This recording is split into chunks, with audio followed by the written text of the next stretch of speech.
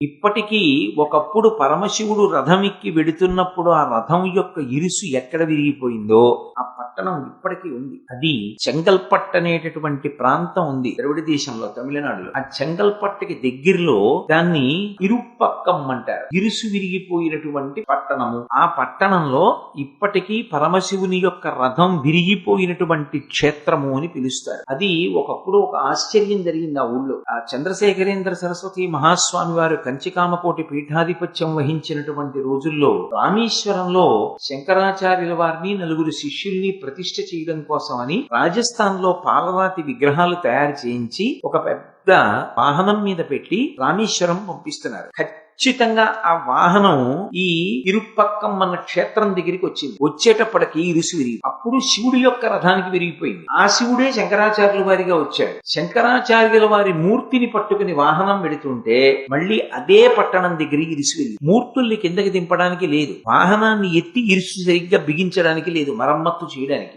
ఎలా అని చంద్రశేఖరేంద్ర సరస్వతి మహాస్వామి వారికి కబురు పంపారు. స్వామివారు అది విని అన్నారు, ఎక్కడ విరిగిపోయింది, ఏ ఊళ్ళో ఆగిపోయింది వాహనం అని అడిగారు. ఈ తిరిగిరుపక్కం అన్న చోట విరిగిపోయింది అన్నారు. ఓ, ఆ ఊళ్ళో విరిగిపోయింది అంటే అక్కడే ఒకప్పుడు పరమశివుడి యొక్క రథం ఇరుసు విరిగిపోయింది. అప్పుడు శివుడి రథానికి విరిగింది. ఇప్పుడు శివుడే శంకరాచార్యుల వారిగా వచ్చాడు. శంకరాచార్యుల వారి మూర్తి వెడుతుంటే మళ్ళీ విరిగింది. 108 కొబ్బరికాయలు నిలబడి కొట్టేయండి, అనుకోకుండా తనంత తాను ఆ ఇరుసు బాగవుతుంది అన్నారు. వెంటనే 108 కొబ్బరికాయలు తెప్పించి ఆ తిరు అరుచుపక్కం క్షేత్రంలో విఘ్నేశ్వరుడు యొక్క దేవాలయం ముందు కొట్టారు. కొట్టిన తర్వాత అనుకోకుండా లోపల ఉన్న విగ్రహాలు అలా ఉండగానే ఆ వాహనం యొక్క ఇరుసు బాగు చేయడానికి అవకాశం దొరికింది. అలా బాగు చేశారు. ఇక ఆగలేదు, వాహనం రామేశ్వరం వెళ్ళిపోయి. ఒక్క విఘ్నేశ్వరుడి విషయంలో ఒక చమత్కారం ఉంది. మిగిలినటువంటి దేవతలు ఎవరికైనా సరే కొబ్బరికాయ కొట్టేటప్పుడు లోపలికి తీసుకెళ్లి అర్చకుడికి ఇస్తాం.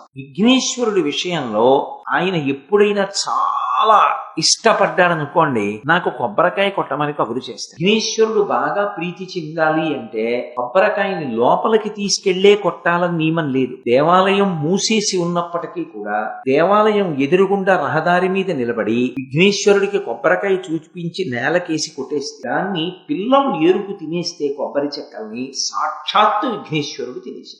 ఇది ఒక్క విఘ్నేశ్వరుడి విషయంలో మాత్రం మినహాయింపు. ఎప్పుడైనా ఏదైనా పెద్ద సమస్య వచ్చిందనుకోండి, దానికి విరుగుడు ఏమిటంటే స్వామికి కొబ్బరికాయ కొట్టాలి.